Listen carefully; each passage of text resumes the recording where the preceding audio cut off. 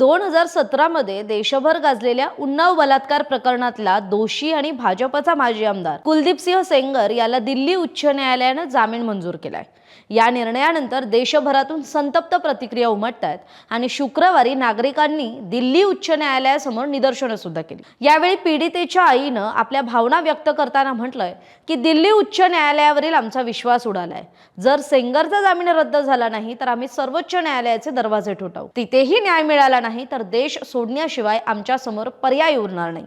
माझ्या पतीची हत्या करणाऱ्यांना तात्काळ फाशी झाली पाहिजे अशी मागणी सुद्धा त्यांनी लावून धरली। दरम्यान दिल्ली उच्च न्यायालय परिसरात जमलेल्या आंदोलकांना पोलिसांनी जंतर मंतर इथे जाऊन आंदोलन करण्याच्या सूचना दिल्या, अन्यथा कायदेशीर कारवाईचा इशारा दिला। यानंतर हायकोर्टासमोर झालेली गर्दी ही मात्र पांगापांग झाली। या प्रकरणात पीडितेने काही दिवसांपूर्वीच खरं तर सेंगर जामिनावर बाहेर आला तर माझ्या जीवाला धोका आहे अशी भीती व्यक्त केली होती। दिल्ली उच्च न्यायालयाचे न्यायमूर्ती सुब्रमण्यम प्रसाद आणि न्यायमूर्ती हरीश वैद्यनाथन यांच्या खंडपीठाने खरं तर चालू आठवड्याच्या सुरुवातीलाच सेंगरचा जामीन अर्ज मंजूर केला। मात्र इतर प्रकरणांमध्ये तो दोषी असल्यामुळे सेंगरची अजूनही तुरुंगातून सुटका झालेली नाही।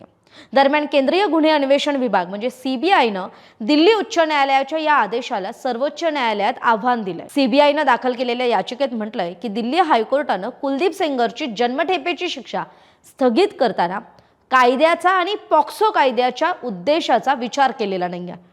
सीबीआयच्या म्हणण्यानुसार सेंगर हा लोकप्रतिनिधी होता आणि त्याच्यावरील जनतेचा विश्वास होता। सत्तेच्या पदावर असलेल्या व्यक्तीकडून झालेला असा गुन्हा हा केवळ वैयक्तिक नसून तो सामाजिक विश्वासाचं गंभीर उल्लंघन आहे। हायकोर्टाने या बाबीकडे दुर्लक्ष केलं असून त्याचा आदेश हा विकृत आणि कायद्याविरोधात असल्याचा दावा सीबीआयचा आहे।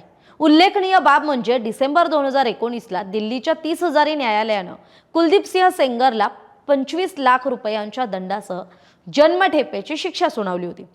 सेंगरने 2020 मध्ये या शिक्षेविरोधात दिल्ली उच्च न्यायालयात अपील केलं आणि मग मार्च 2022 मध्ये शिक्षेच्या स्थगितीसाठी अर्ज केला। दिल्ली उच्च न्यायालयाने 23 डिसेंबर 2025 ला शिक्षेला स्थगिती देत जामिनावर सुटका करण्याचा आदेश दिला। मात्र पीडितेच्या वडिलांच्या हत्येसह इतर प्रकरणांमध्ये दोषी ठरल्यामुळे कुलदीपसिंह सेंगर हा सध्या तुरुंगातच आहे। या प्रकरणातली पुढची सुनावणी, सर्वोच्च न्यायालयाची भूमिका आणि पीडितेच्या सुरक्षेचा मुद्दा आता अत्यंत महत्त्वाचा ठरणार आहे। तरी आपल्याला याविषयी काय वाटतंय, आपली मतं कमेंट करून जरूर कळवा। धन्यवाद।